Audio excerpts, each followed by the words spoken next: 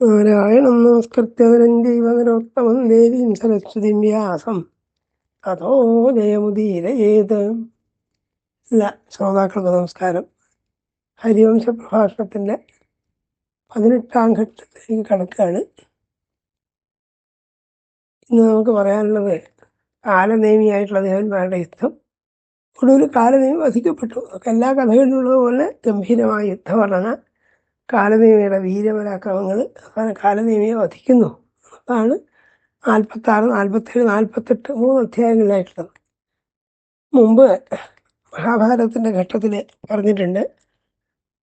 യുദ്ധവർണ്ണന എന്നത് വ്യാസന് വളരെ പ്രിയപ്പെട്ടതാണ്.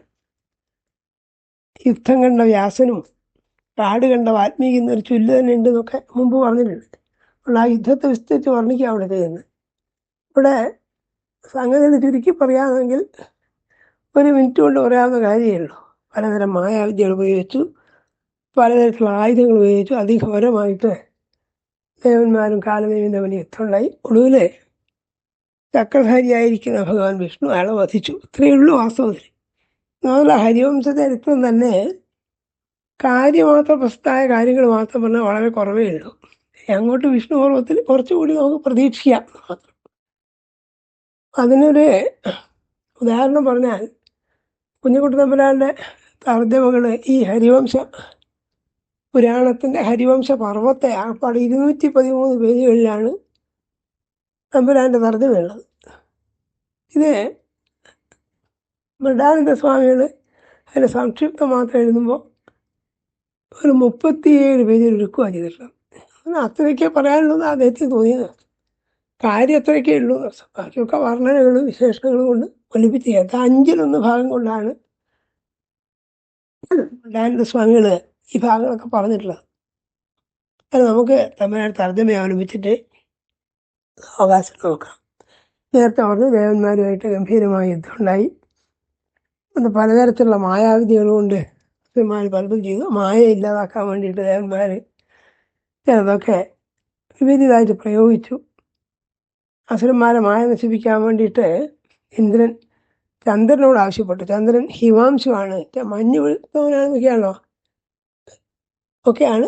അതുകൊണ്ട് വലിയ മഞ്ഞിൻ്റെ പർവ്വതങ്ങൾ തന്നെ വർഷിച്ചു. അപ്പോൾ ദൈത്യമായ തൽക്കാലം നശിപ്പിച്ചു. ഹിമം ചൊരിയുന്നു എന്ന്, ഹിമാംശു തൂകുന്ന ബാഷ്പം കലർന്ന മുത്തുമലകളാണ് ഇത് അസുരന്മാരുടെ ഇടയ്ക്ക് ചെന്ന് വീണതാണ്. ഇവിടെ തൽക്കാലം അസുരന്മാർ കഷ്ടപ്പെട്ടു. പക്ഷെ മയൻ ദേവസംഘത്തിൻ്റെ മായ മുടിക്കാന്നൊക്കെ ഉള്ള ഒരു പർവ്വതമായ സൃഷ്ടിച്ചു എന്നാണ്. എന്നുവെച്ചാൽ പർവ്വതങ്ങളിൽ തോന്നിപ്പിക്കുക. ഇതൊക്കെ മായാവിദ്യകളാണ്. വലിയ പർവ്വതങ്ങൾ പറന്ന് വീഴുക, കല്ല് ചീറിപ്പായുക, വൃക്ഷങ്ങളോടുകൂടിയതായ മലകൾ ഇടിഞ്ഞു വീഴുന്നതായി, ഇങ്ങനെ പല കുഴപ്പമുണ്ടായി. ആ സമയത്ത് വിഷ്ണു മയൻ്റെ ഈ മായാവിദ്യകളൊക്കെ തകർത്തെറിയാൻ വേണ്ടി വായുദേവനെയും അഗ്നിദേവനെയും വിളിച്ചു. വായു കാറ്റടിക്കുന്ന ആളാണ്. അവരെന്ത് ചോദിച്ചാൽ കാറ്റും തീയും ഒക്കെ കൂടി ചേർന്നിട്ട് ഈ പർവ്വതമായെ നശിപ്പിച്ചു. ഇതൊക്കെ വിസ്തരിച്ച് പറയുക ചെയ്തത്. ഇങ്ങനെ പർവ്വതമായ ഇല്ലാതാക്കിയപ്പോൾ അസുരന്മാർ വലിയ കഷ്ടത്തിലായി. അസുരന്മാർ സ്വാഭാവികമായിട്ടും പരാജയപ്പെട്ടു. തൽക്കാലം യുദ്ധം തീരുകയും ചെയ്തു. അതിന് ശേഷമാണ് കാലനേമിയുടെ പുറപ്പാട്. അപ്പോൾ ചില ശ്ലോകങ്ങൾ കേൾക്കാം. ഇന്ദ്രൻ സോമൻ ചന്ദ്രനോട് പറയാൻ, ചെല്ലു സോമ സഹായം നീ ചെയ്യൂ പാശധരനുടൻ. പാശധരിച്ച വരുണനൻ, അഗ്നി വരുണനും കൂടിയാണ് പിന്നീട് ഈ മായ നശിപ്പിച്ചതെന്നാണ് പറയുന്നത്. അങ്ങനെ ചെയ്തു. അത് അവരൂധിയാം വരുണനോടൊന്നിച്ചെന്നാൽ ഗമിക്ക നീ നാം പോരിൽ ദൈവം അസുരമായേച്ചെന്നടക്കടോ എന്ന് പറഞ്ഞപ്പോഴാണ് യവനും വായു അഗ്നി മുതലായവരൊക്കെ കൂടിയിട്ട് ഈ പർവ്വതമായ ഉണ്ടാക്കിയ പർവ്വതമായ അസുരന്മാരെ ജയിച്ചു എന്നൊക്കെ ഇങ്ങനെ പറയാതെ. കാറ്റു കയറി മുൻപതിൽ കാറ്റിൻ ബെറ്റേറ്റു തെയ്യുമേ, കാറ്റും തീയും കളിച്ചങ്ങു ചുറ്റിയിടാനവ സേനയിൽ. അഗ്നിദേവനാണ്. അഗ്നിദേവനും കാറ്റും കൂടി, കാറ്റ് ഉണ്ടാകുമ്പോൾ അഗ്നി വേഗം പടരും.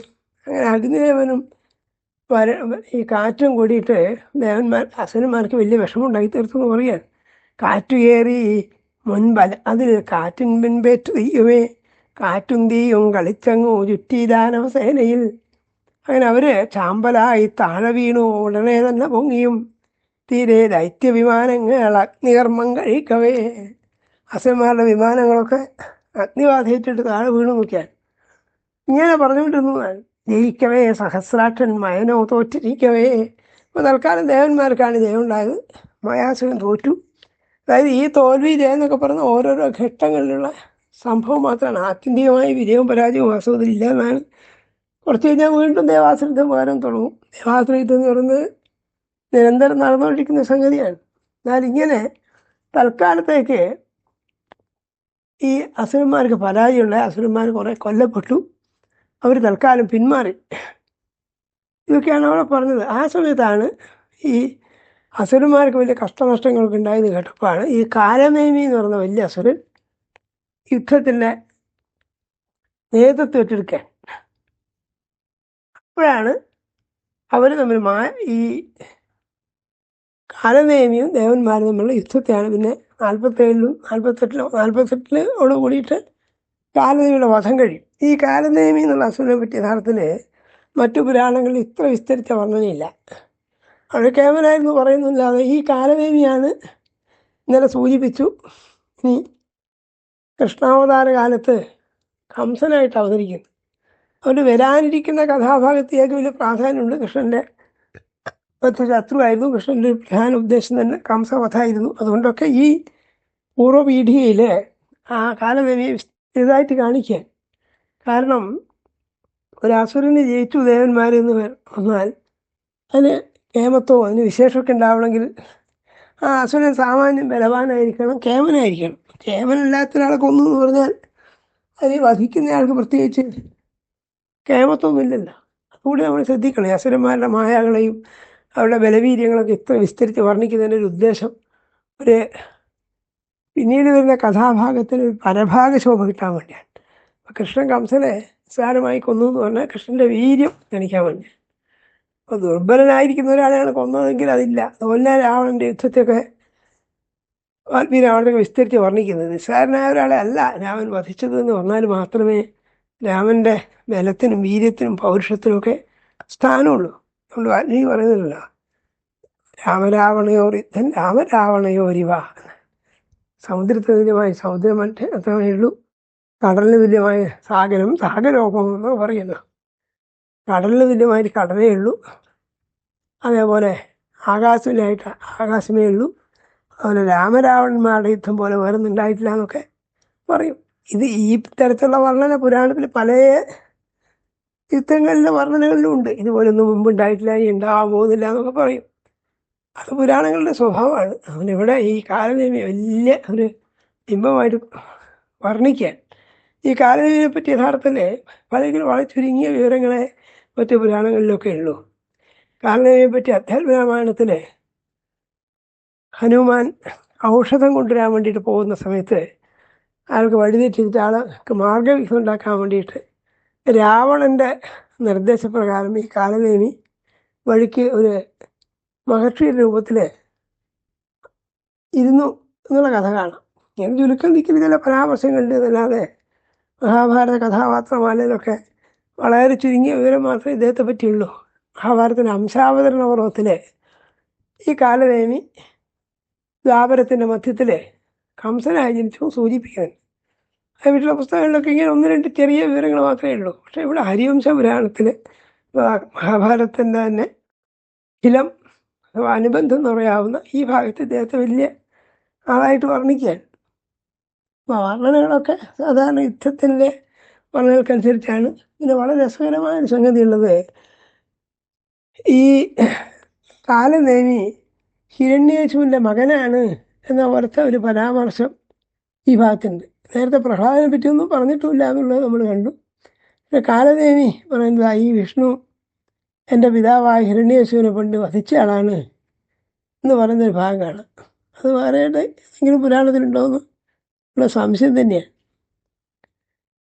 കാരണം അദ്ദേഹത്തിൻ്റെ പിതാവാണ് ഹിരണ്യശിപു എന്നുള്ള ഒരു പരാമർശം വേറെ ഒരിക്കലും ഉണ്ടോയെന്ന് അറിയില്ല. പുരാണങ്ങളുടെ അനവധി ഉണ്ടല്ലോ, 18 പുരാണങ്ങളും 18 ഉപപുരാണങ്ങളും ഒക്കെ ഉണ്ട്. അവിടെ എവിടെയെങ്കിലും പറഞ്ഞിട്ടുണ്ടാവാം. പക്ഷേ ഇത് വളരെ അത്ഭുതമായിട്ട് നമുക്ക് തോന്നും. ഈ നരസിംഹാവതാരം പറയുന്ന സമയത്ത് പ്രഹ്ലാദൻ്റെ വാക്യ പറഞ്ഞില്ല, ഹിരണ്യകശിപുവിൻ്റെ മക്കളെ പറ്റി പരാമർശമില്ല.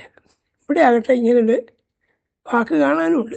എന്തായാലും നമുക്ക് ഇപ്പം പറഞ്ഞ പോലെ തൽക്കാലം അസുരന്മാരെ പരാജയപ്പെടുക ചെയ്തത്. അപ്പോഴാണ് കാലനേമി യുദ്ധത്തിന് നേതൃത്വം ഏറ്റെടുക്കുന്നത്. കാലനേമി അതിഗംഭീരനായിരിക്കുന്ന ആളായിരുന്നു, 100 കണക്കിന് കൈയുണ്ടായിരുന്നു എന്നൊക്കെ പറയുന്നുണ്ട്. അദ്ദേഹം ആകാശത്തോളം ഉയരമുള്ളവനായിരുന്നു.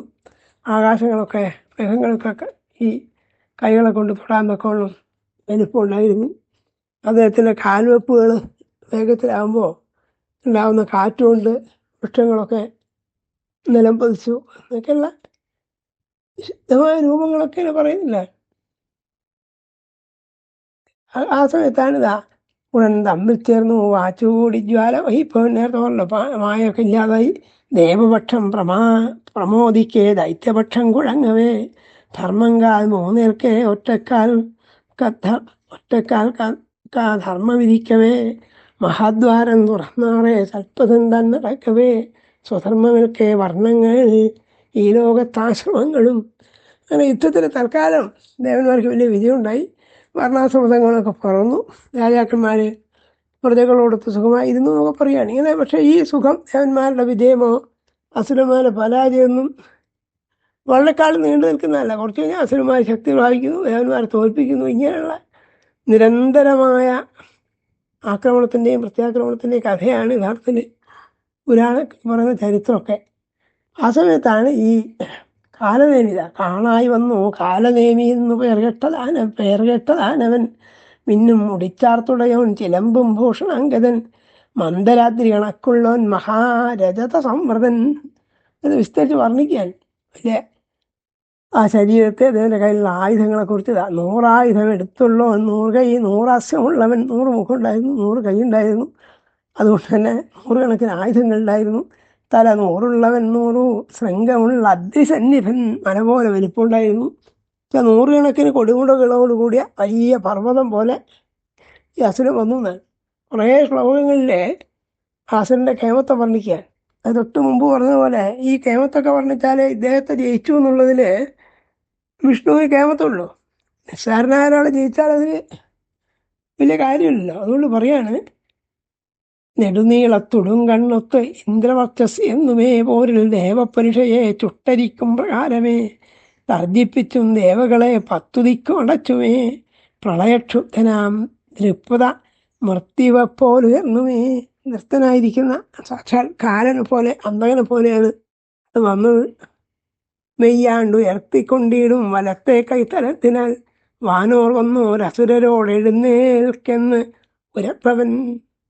അതല്ലാത്ത ക്ഷീണിച്ചൊക്കെ കിടക്കുന്ന വീണുപോയ അസുരന്മാരോടൊക്കെ എഴുന്നേൽക്കും എന്ന് പറഞ്ഞ് അവരെ പ്രചോദിപ്പിച്ചു. യുദ്ധത്തിന് നേതൃത്വം കൊടുക്കാൻ താനുണ്ട്, അതുകൊണ്ട് യുദ്ധത്തിന് വരുമെന്ന് അവരെയൊക്കെ എഴുന്നേൽപ്പിച്ചു. മെയ്യാണ്ടുയർത്തിക്കൊണ്ടും പേടിച്ചുളരിടും കണ്ണാൽ കണ്ടുവാനവരെ വരും. അതിഭീകരമായ സ്വരൂപത്തോട് കൂടിയിട്ട് 100 കണക്കിന് കൈകളിൽ ആയുധങ്ങളൊക്കെ ആയിട്ട് ഈ കാലനേമി വരുന്നത് ദേവന്മാർ ആകാശമാർഗത്ത് കണ്ടു. അവർ തൽക്കാലം പരിഭ്രമിച്ചു. കണ്ടു ഭൂതങ്ങളിൽ പാരം ക്രമിക്കും കാലനേമിയെ ത്രിവിക്രമം വിക്രമിക്കും നാരായണനെയാം വിധം അവൻ മുൻകാലുയർത്തിയിട്ടു കാറ്റേറ്റാട് ഉടുപ്പൊടും വസ്ത്രങ്ങളൊക്കെ കാറ്റിൽ ആടിയെന്ന്. അങ്ങനെയൊക്കെയാണ് ആളെ ഭയപ്പെടുത്തിക്കൊണ്ട് അയാൾ വന്നു.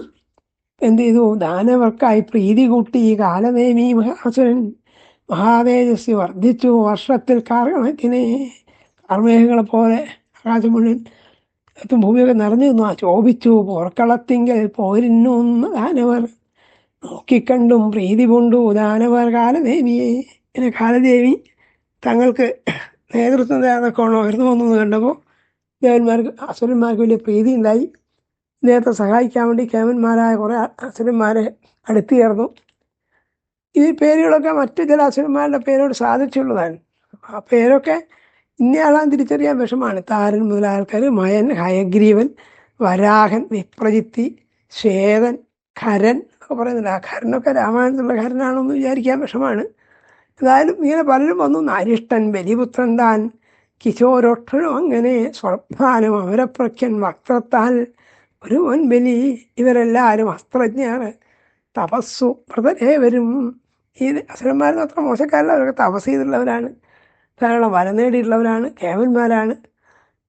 അങ്ങനെയുള്ള ഈ 5-8 അസുരന്മാരും ഇദ്ദേഹത്തോടൊപ്പം ചേർന്നു. ഞാൻ കനത്തകത ചക്രങ്ങൾ അവണ്ണം വെൺമഴുക്കളും മലയ്ക്കൊക്കും പാറകളും ഒരുക്കിക്കൊണ്ട കല്ലുകളും പട്ടസം ഭിണ്ടിവാരങ്ങൾ പരിഹന്തോമരങ്ങളും കനത്ത ഘാതനികളും ശതഘ്നികളും അങ്ങനെ ഒക്കെ പഴയ പ്രാചീനകാലത്തെ ആയുധങ്ങളുടെ പേര് പറയുകയാണ്. ശതഘ്നി എന്ന് പറഞ്ഞാൽ 100 പേരെ കൊല്ലാൻ കഴിയുന്ന ആയുധം എന്നൊക്കെയുള്ള അർത്ഥം.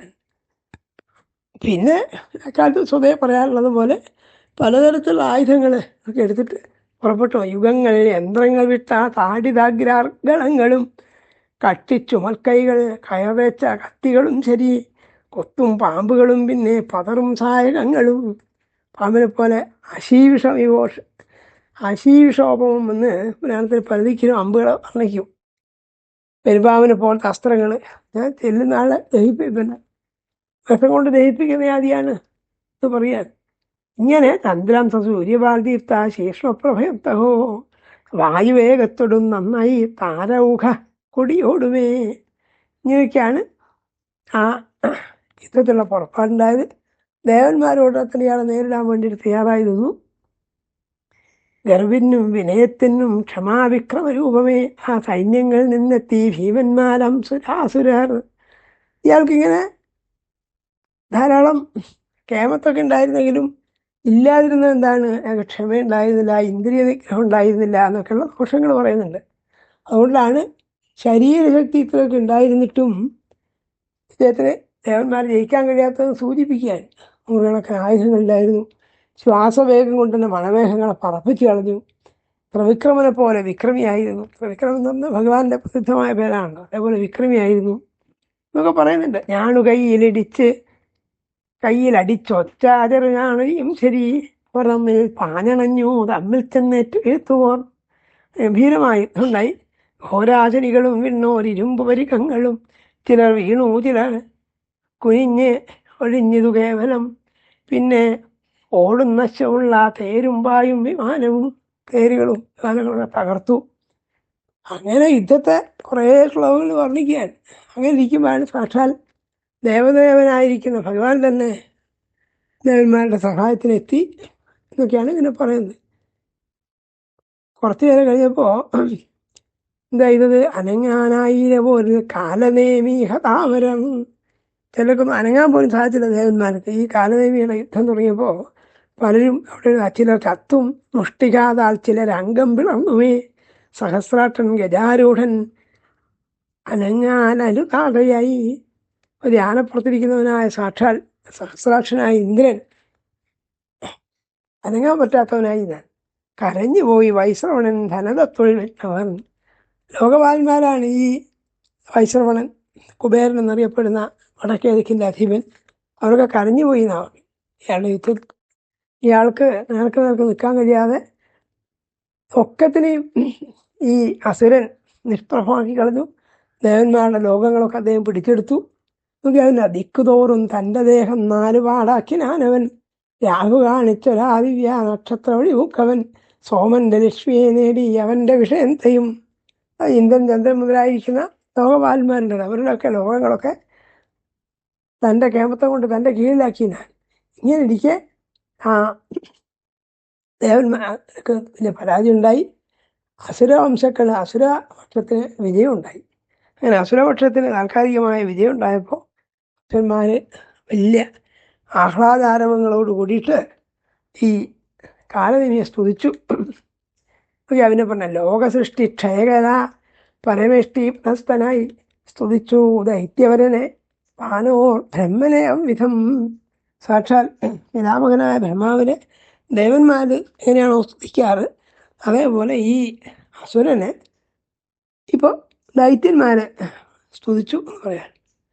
ഇതൊക്കെയാണ് 48 വിഷ്ണുവായിട്ടുള്ള യുദ്ധത്തിൽ അവസാനമായി കാലദേവി പരാജയപ്പെട്ടു എന്ന് പറയാൻ.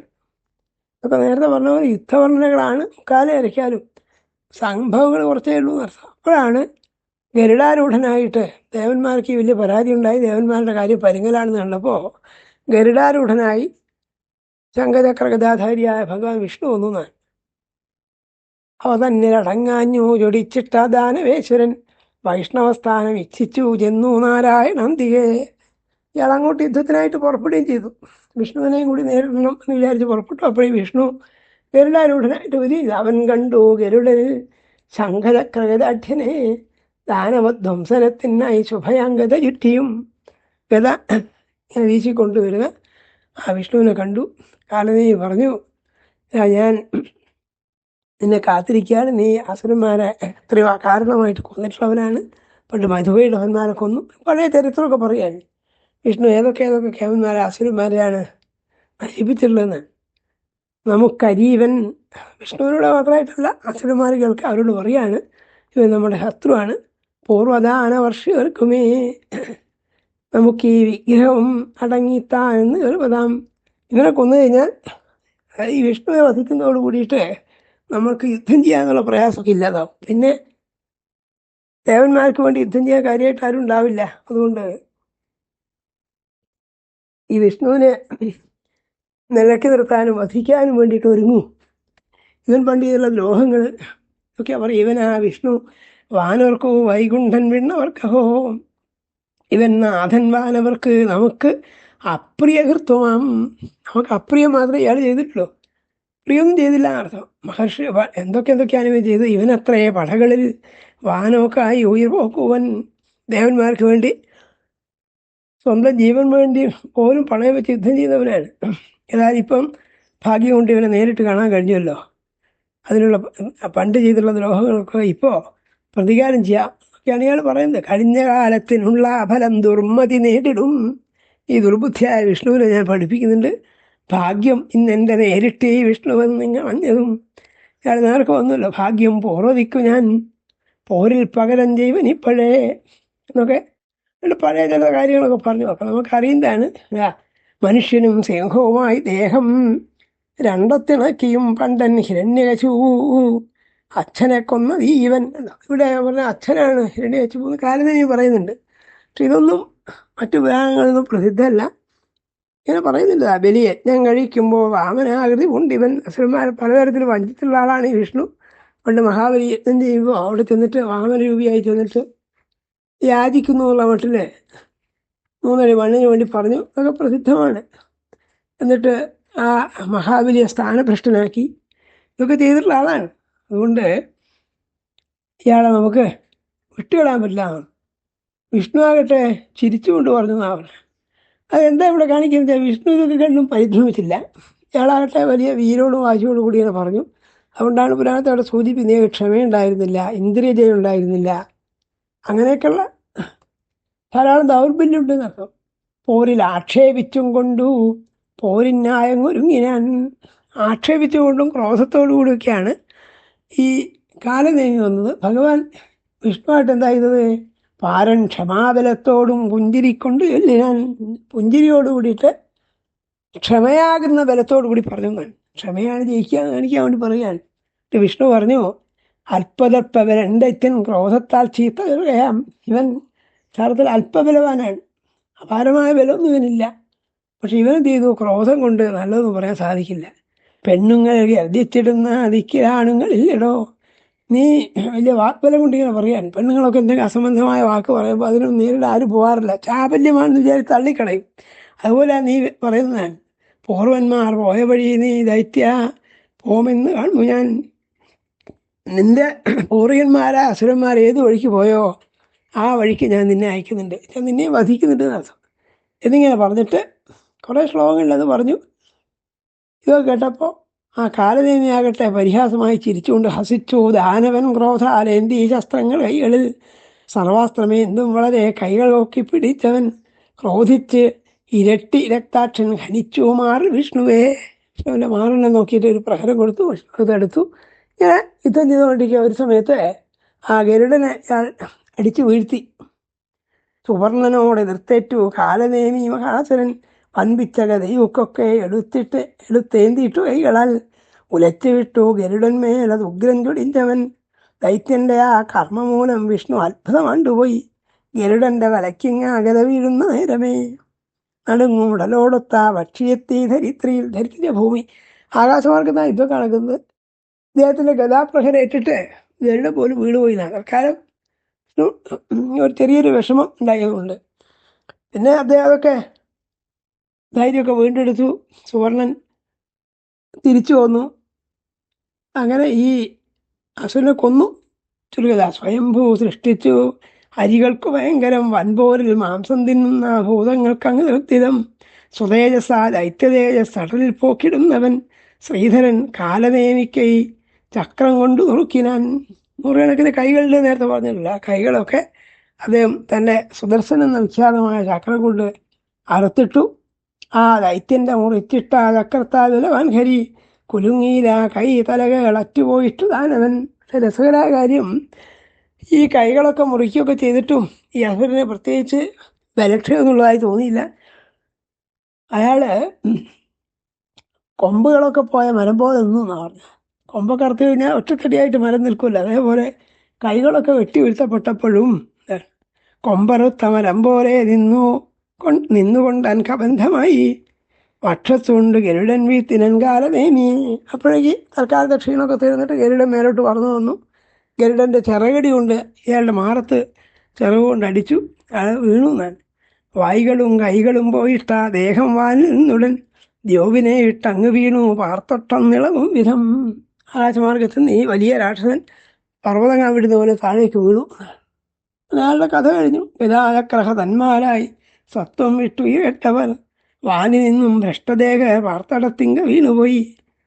ഈ നേതാവ് കൊല്ലപ്പെട്ടു, വീഴ്ത്തു കഴിഞ്ഞു എന്ന് മനസ്സിലായപ്പോൾ സ്വാഭാവികമായിട്ടും ഈ അസുര സൈന്യങ്ങൾക്കൊക്കെ ആത്മവീര്യം നഷ്ടപ്പെട്ടു.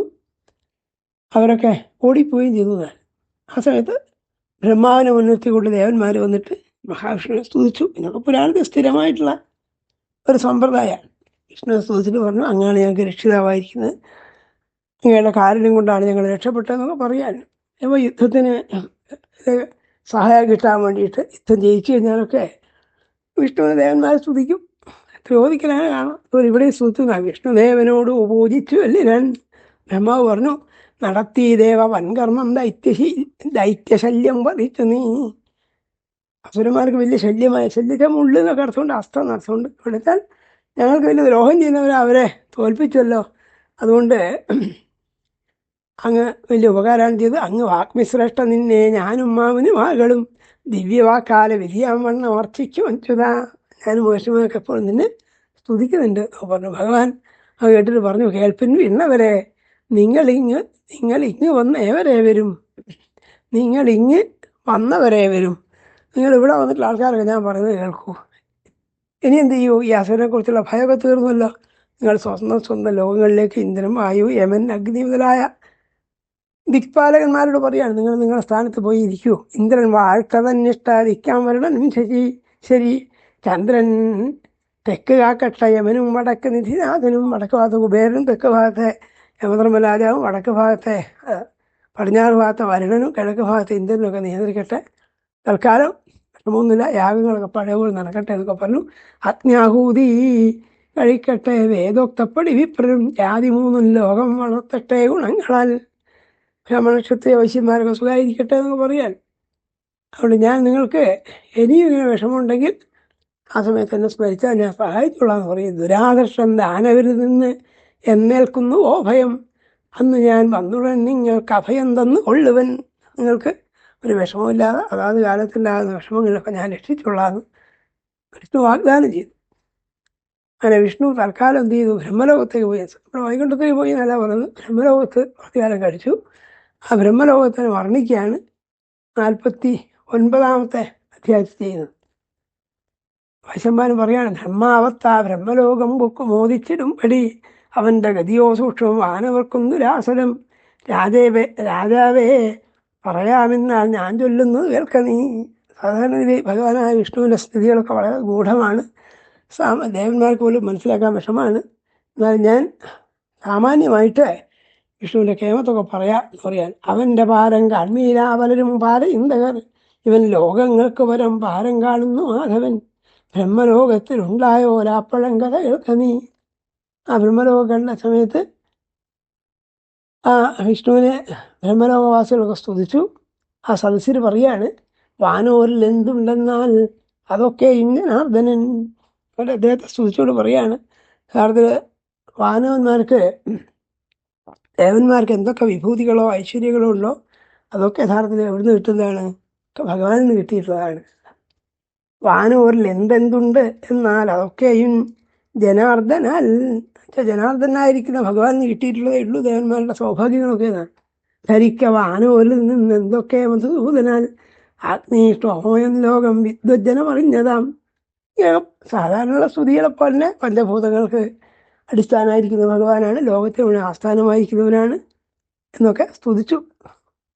ഋഷികളും പറഞ്ഞു, സ്വാഗതം ഹേ സുരശ്രേഷ്ഠ പത്മനാഭ മഹാദ്യുതേ. ആ ബ്രഹ്മലോകവാസിയായ ഭഗവാനെ സ്തുതിച്ചു. ഇങ്ങനെ ഭഗവാനോട് പറഞ്ഞു, ഇത് ഞങ്ങൾ എന്ത് ചെയ്തു, ഇപ്പോൾ ഞങ്ങൾ അങ്ങയുടെ സഹായം കൂടി ജയിച്ചിരിക്കുന്നു. വിഷ്ണു നീ പോരിനായി പോകെ നടന്നില്ലിവിടെ ക്രിയ, വിധിപ്പീല വിഷ്ണുവില്ല അതൊരു യജ്ഞത്തിനും ക്രിയ.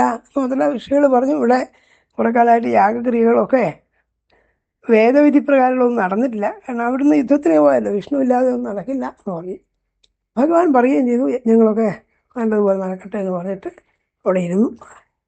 ഇതിലെയാണ് 49ാമത്തെ അധ്യായം വരെയുള്ളത് പറഞ്ഞത്. ഇനി വിഷ്ണുവിൻ്റെ യോഗ ജനനം.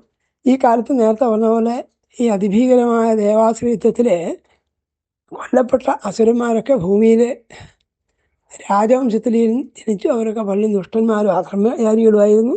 അവരെ കൊണ്ട് ഭൂമിദേവിക്ക് ഭാരം സഹിക്കാൻ വയ്യാതായി. ഭൂമിദേവി എന്ന് ബ്രഹ്മാവിനെ കണ്ടു.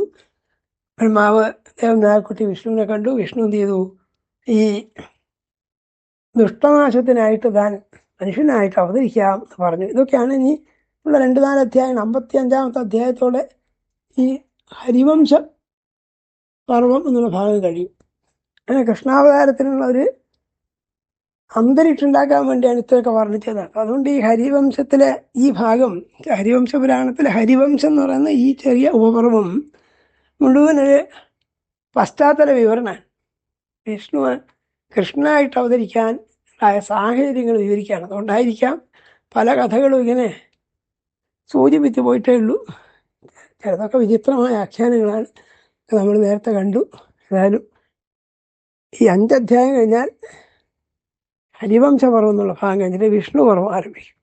അവിടെയാണ് ഭഗവാന്റെ കൃഷ്ണാവതാരം, ആ ലീലകളൊക്കെ ക്രമത്തിൽ നമുക്ക് കേൾക്കാം. എല്ലാ ഭാഗത്തൊന്നും മഹാഭാരതത്തെ പോലെ തത്വചിന്താപരമായ ഭാഗങ്ങളൊന്നും ഇവിടെ കാണുന്നില്ല. എന്ന് മാത്രമല്ല വർണ്ണനകളൊക്കെ വളരെ വിചിത്രമായിട്ടാണ്. കുറേ വ്യത്യാസങ്ങളുണ്ട്. ഏതായാലും അതുകൊണ്ട് തന്നെ നമുക്ക് മറ്റ് വിഷയങ്ങൾ പരാമർശിച്ച് പറയാൻ തക്കവണ്ണം ഗൗരവതരമായ കാര്യങ്ങളൊന്നും ഈ ഭാഗത്ത് വന്നിട്ടില്ല എന്നുള്ളതാണ് ഒരു സംഗതി. തുടർന്നുള്ള ഭാഗങ്ങൾ ശ്രദ്ധിച്ച് കേൾക്കുക. എല്ലാവർക്കും നമസ്കാരം.